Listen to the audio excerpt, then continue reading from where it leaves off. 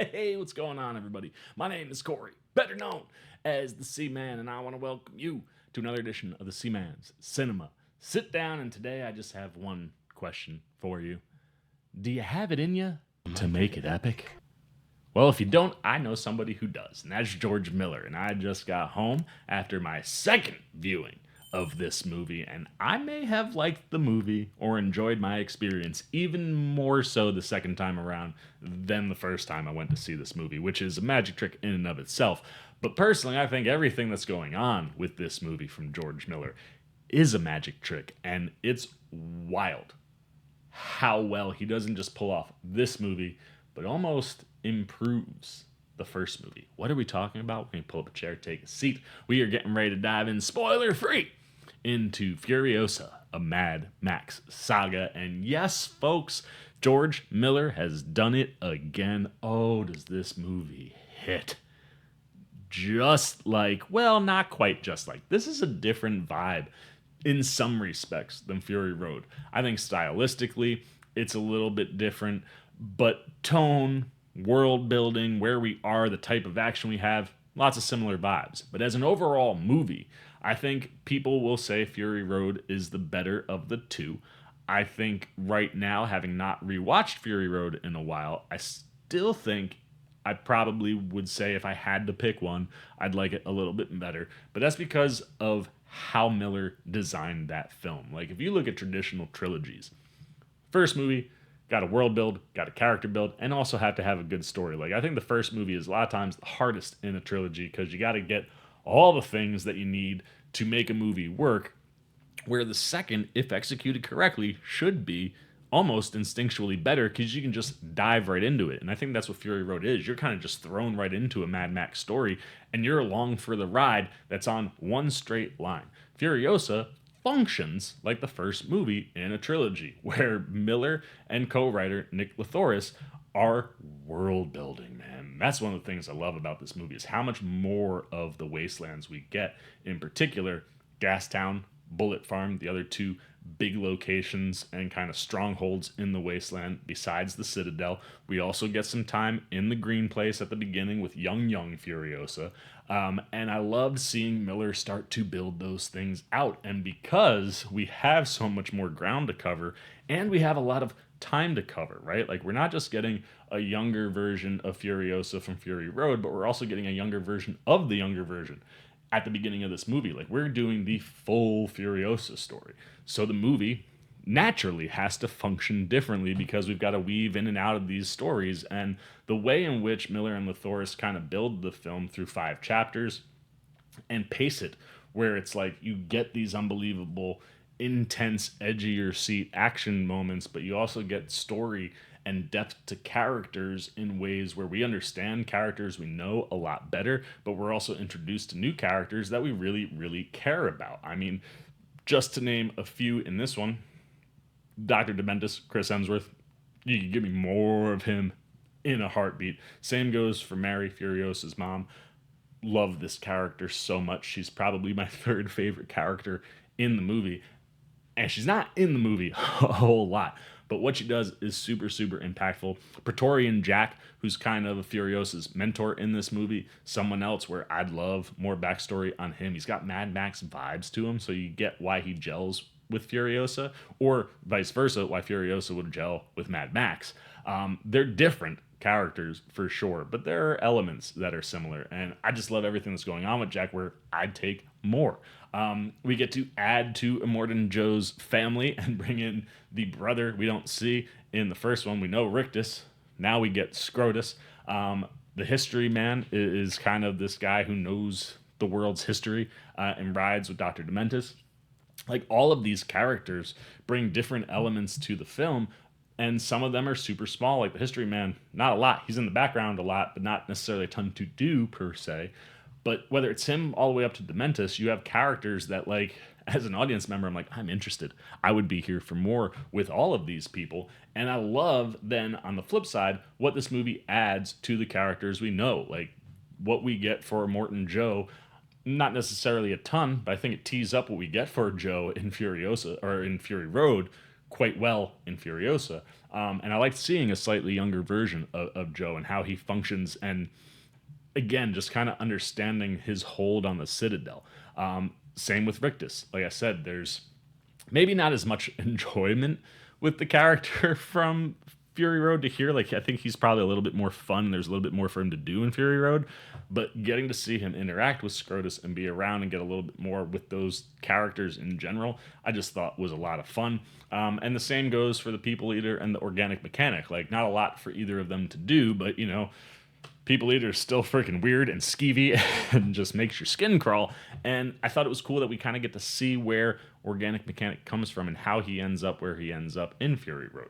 And that's one of the things that I think is wonderful about this movie. Like I said, you introduce new characters that you care about, but then you also add on to the characters we already know. And then, of course, the main character that we already know that gets the most added to it is Furiosa. And I love how this functions not just as a perfect prequel to Mad Max Fury Road, and like I said, kind of feeling like the natural first movie to the second movie in a way where it creates a foundation that you would expect from the first movie, even though it comes secondly, and really does elevate Fury Road in a lot of ways. But it also is just a really good Furiosa story. Like, if George had done this chronologically and this was the first movie we got, I think people would be super excited for Mad Max Fury Road because we get to ride with Furiosa again, and how he is able to just enhance her overall story and character in this one.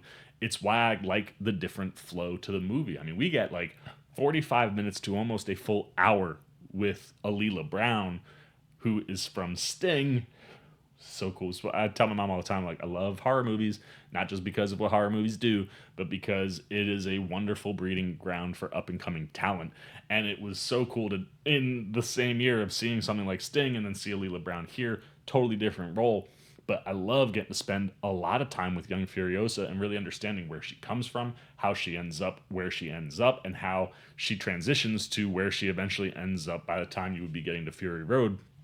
And in that young stretch, then also watching how once she's with Imortan Joe, how she grows to be a Praetorian and be the character that she is in Fury Road. Like, watching all of that for the character is wonderful, and getting so much backstory, I think, emotionally enhances what the viewing experience for Fury Road would be. I haven't rewatched it since seeing Furiosa, might do that tonight, and I feel like emotionally it's going to impact me more, specifically when you get to the end of that movie, because we spend time in the green place and we ride with Furiosa and watch this whole first revenge bit where I understand this character in a better way, and what I am now emotionally connected to from this can only heighten what came after. And I think all of that stuff is just genius in building out this movie. And yeah, you could sit there and go, well, how does this movie not come first? Well, George Miller's the Mad Max guy. He made a Mad Max movie first. But after making that movie, you can see why he would want to make this one, because I think Furiosa is a phenomenal character, and this movie does both. Elevates the first, adds to the Wasteland, really creates a special movie for Furiosa. And then when you get to Miller's directing, I mean, like I said, this is a dude who knows how to make it epic. And it's one thing to be epic on the page, it's another to be epic on the screen. And what he gives us is must-see in theaters type stuff. Like, this is a movie that should be seen on the biggest screen possible. I love that about Miller. I am heartbroken that the movie's box office opened so low. I'm hoping, similarly to Fall Guy, which had a soft open, I went to see that one this week. My theater was packed, and it just came out on digital. It's got some longevity legs. I hope this movie also has those longevity legs, because it's a big budget, but it's under $200 million. And much like Fury Road, which is also under $200 million, Miller uses every single dollar to the best of his ability and in the best ways possible. And I love his cinematic eye. And it's not just for the action, which we'll talk about in a second, but how he shoots his characters. Like, I was really, especially the second time through, caught up with the framing on Furiosa and Dementus, and kind of watching how they function in parallel, and how where he puts them in shots with together or separately kind of build the characters visually in a way where like I just dug how he played with camera placement around those two in particular, and just the intimate moments around Furiosa. We get a lot of wonderful close-ups of Anya Taylor-Joy, which like no one's ever going to complain about that. But they do add, I think, to the emotional level that when you get into the action, you're able to create depth and add things that aren't necessarily written on the page or spoken in the movie in ways where it allows your actors through body language to really speak in very loud ways. There's not a lot of dialogue in this movie. This is very Denny Villeneuve gonna be real happy with this movie, man. A lot of sound and image and not a lot of dialogue. But like what you get throughout, like this visual storytelling is adding depth to these characters and the way we understand them. And then when you get to the action, I think I wrote down here in my notes, absolutely insane, breathtaking, gripping, made for the biggest screen possible. Like you can't say it enough. Like this is a movie that definitely needs to be seen on a big screen. And I just love what we get action-wise. You know me, I'm a diehard combat guy. Not a lot of direct combat action in this. However, there are a couple moments where it exists. And on some of these truck runs, it's real intense and leads to things where you're like, oh, damn. But there's also some real impact, heavy hitting moments, specifically with Mary, Furiosa's mom. And she gets like one stretch where I was just like, damn, get it, girl. And you understand in that moment, and just the way that whole sequence plays out, why Furiosa is the way she is, where she comes from, all this stuff. So like, while Miller doesn't have a ton of it, when he does pop it in there, it has real impact to it. And then the truck runs. Like, this dude went a little bit more CGI this time around to try to lessen the grueling nature of the filming because the first one was so intense. Some of the CGI is brilliant. Like, in some of these truck runs, there's definitely, like, you're going from practical into CGI and back and forth, and you're just like, damn, George Miller, you're, like, really nailing that stuff. There are other times where the CGI doesn't look that great, but there is so much practical effects and so much practical action in this movie, you kind of always forgive when the CGI doesn't pop. And I also think that some of it is stylistic, and I do like the stylistic flourishes in this one. Kind of give it, you know, a little bit more of a comic booky pop, I think, than Fury Road.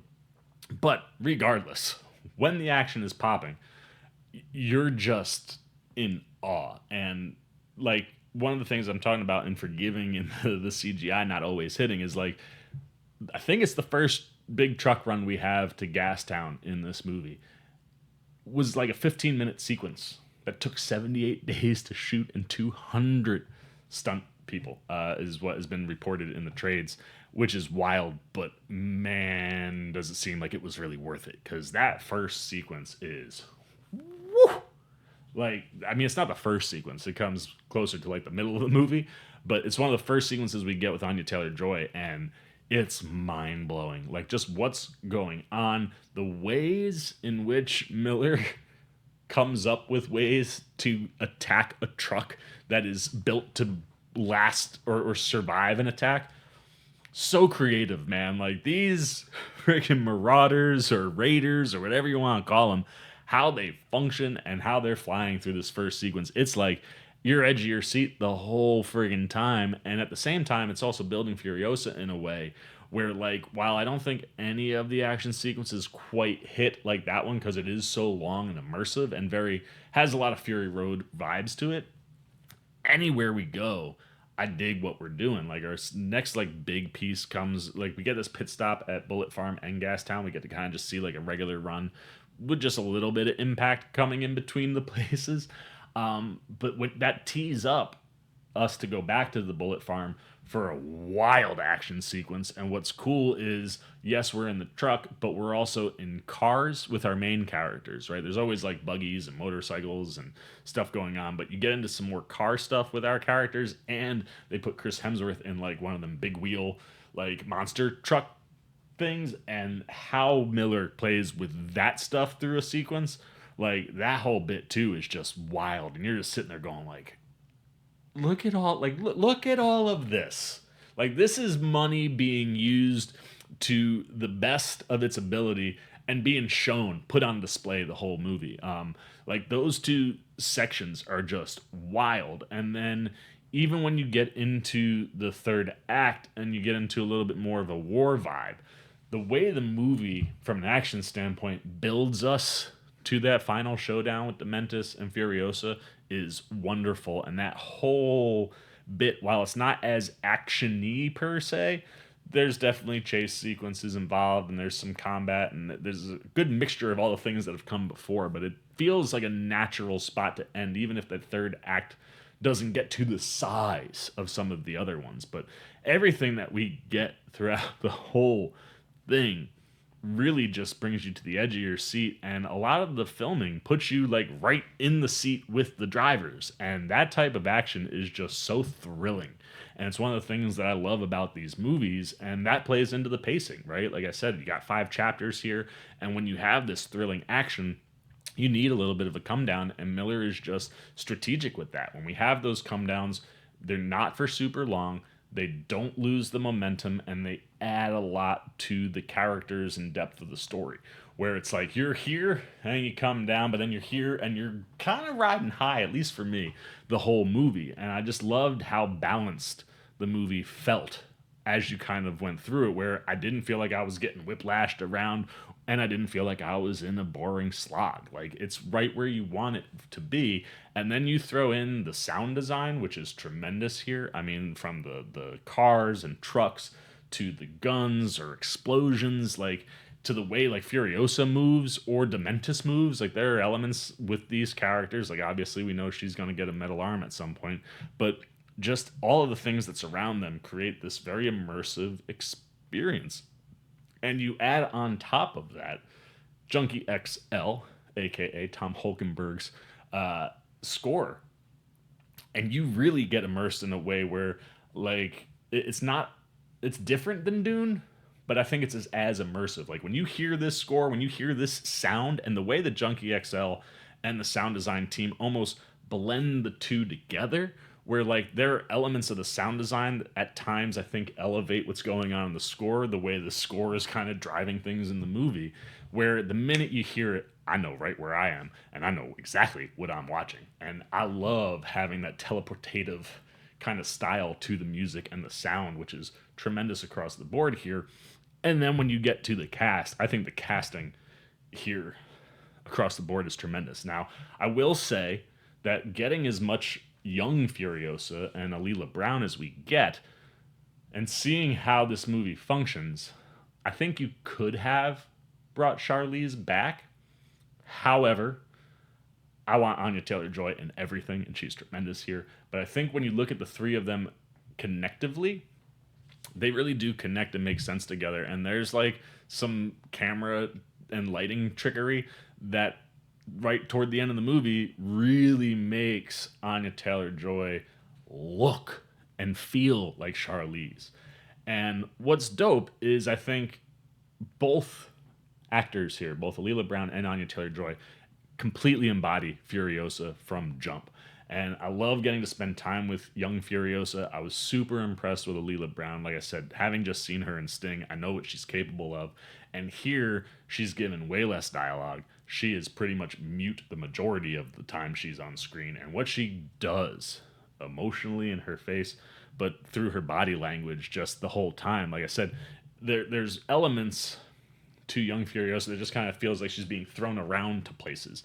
And you feel that in her performance. Like, she almost feels like she's being thrown around. But she's also a badass, and she's smart, and she understands the way the world works and thinks on her feet. And watching Alyla Browne do all that stuff, specifically at the very, very beginning of the movie and toward the like middle end of her run on screen, was tremendous and teed up Anya Taylor-Joy in a way where it feels, I think, more natural to go from Alyla Browne to Anya Taylor-Joy than Alyla Browne to Charlize. And it really does feel natural to go from Alyla Browne to Anya Taylor-Joy to Charlize. Like, I think all three women collectively feel like one continuous character. And watching Anya Taylor-Joy just embody all the things that Charlize built the first time around was wonderful, but also build to them, right? Like, this movie feels like a natural, this came first, then the second movie. And Anya Taylor-Joy's performance, I think, establishes a lot of things about Furiosa in that body language and in the internal rage that she's carrying. Like, getting her whole story through the guise of Anya Taylor-Joy, like, she just really gets you into it, and then you watch her become what Charlize is, and that's just mind-blowing. But she delivers in all the action. She's the winner in every scene she's in. She plays perfectly off her scene partners, whether it be Tom Burke or Chris Hemsworth. Like, just watching her anytime she's acting is a joy, but watching her in something like this, something that's a little bit different than what we've seen before, I really thought she was up to the challenge, and I really thought she knocked it out of the park, as did Chris Hemsworth. And I want to see this dude be bad more often. He is sleazy and slimy, but you love him. You know what I mean? Like, you're just here for everything he's doing. And I think it's one of these where, yes, I think Hemsworth is a solid character actor across the board. I say it all the time. Like, give him more than Thor. He's capable of so much. But I think he really thrives in these characters that either actually are larger than life or carry themselves in a larger than life way where people follow them, right? Like the El Royale, like cult leader movie.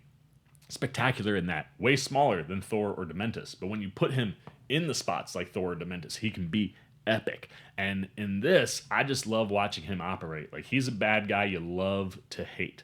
And you can understand how and why people gravitate towards him, where like Anya Taylor-Joy is kind of more in the body and just delivering lines when it's really needed. Hemsworth is the motor mouth if you're talking about people talking in this movie. Like, he seems like he's always talking, and the accent is great. The delivery and the lines and the things that are written for him really give you an idea of who Dementus is and how he got to where he was and how he gets to where he is by the end of this movie. And again, it's one of these where I would take more. Like, there's a lot of time that passes in this movie, and there's a lot of stuff that we don't see that happens with Dementus off screen, where like you give me tons of Dementus stories that don't have anything to do with Furiosa, but I would be here for it because the performance is just magnetic. And they really are a great 1-2 in the movie, and they are great counterparts throughout the whole film. Like, when you get to the end, it is so satisfying for everybody. And just the way he views things and things that he says or delivers to Anya Taylor-Joy at different times in the movie is just wonderful. And then the rest of the supporting cast is great. Like I said, Tom Burke, who plays Praetorian Jack, I love his chemistry with Anya Taylor-Joy. I love his presence on screen. He reminds you of Mad Max, but he's very different. And you can see, like I said, how Furiosa could come around to someone like Max because of some of those elements that feel like Jack. And watching how he kind of teaches her through just doing the job and how he acts as a mentor, I just loved. And I thought Burke was just pitch perfect every time he's on camera. And then this is a massive supporting cast, and it doesn't matter who pops in here, right? You get Lachy Hulme, who plays younger Imortan Joe. I think he really understands the character, and yes, the makeup and the costume help immerse you in that, but I really do think he feels like Hugh Keyes Burn. And again, that seems like a simultaneous kind of performance, and I like what you get there. Angus Sampson as the organic mechanic gets some really nice moments, some lighthearted stuff that you need sometimes in this movie. John Howard as the people eater, creepy and sleazy and skeevy as ever. Charlee, Fraser, Mary Jabasa, Furiosa's mom. This woman kicked so much ass. Like, I need a Mary story right now, because when you see where they come from, you understand why they need to be able to defend themselves. But I need to understand why and how this woman is as much of a badass as she is. But her presence informs you about everything you need to know on Furiosa, and I thought Fraser was excellent, and her chemistry with Alyla Browne is so natural. They feel like mother-daughter, even though there's not a ton of screen time for the two of them, and that just adds so much emotional weight and depth to the movie. I loved it. You know, Elsa Pataki pops in here, Chris Hemsworth's wife, as a Vuvalini general. She kind of rides with Mary for a little bit.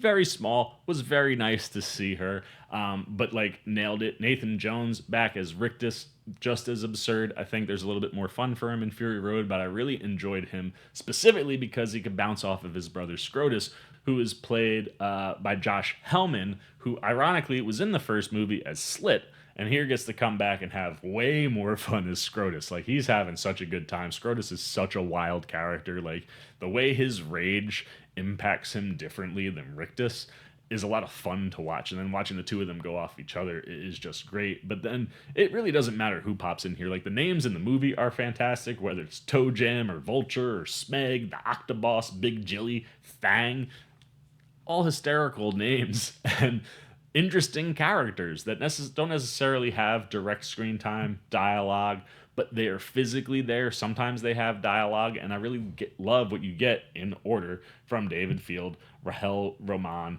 David Collins is so freaking funny as Smeg. He's kind of like Dementus's like little jester almost. Outrageous. Goran DeClute, who's kind of like one of his right hand man, like who kind of run like the army elements or like his militia or like his band of rebels.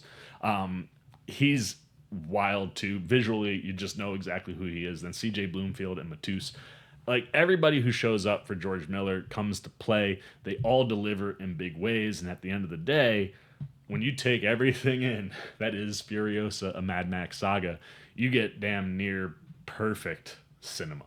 And I like this movie even more than I did when I first came out, which means I'm thinking my score might be a little higher. Not that it has too much higher to go from where I was originally, but let's get the C-Maniacs up so we can give you that score and you can see what that bump was. It's a half-point bump from where I originally was, but it's a magic trick in and of its own for a movie to get better the second time around. And on the smaller, like, I was at just a normal screen. I wasn't at a premium screen today. And still, I enjoyed it so much. I love what Miller and writer Nick Lathouris build story-wise. Like I said, I think it builds a perfect foundation for Fury Road. It acts like a precursor to Fury Road perfectly, but it also functions as a Furiosa movie and adds so much depth to that character that I think it's going to impact the way I watch Fury Road. But I also love how much world building there is. We get so much more of the Wasteland, whether we get to see the Green Place or Bullet Farm or Gastown, the Citadel. Like, getting to see all of it and Fury Road was wonderful. The action, mind-blowing stuff. And that one truck run, man, is just like, that's an action moment that's gonna just sit with me for a long time, and like, you never forget that one. And it has vibes like Fury Road, but it also has its own vibes, and the differences in the action set pieces and how they function and how they also tell story is just tremendous to watch. And then the performances across the board are phenomenal. But Anya Taylor-Joy just blows you away. She's so freaking good.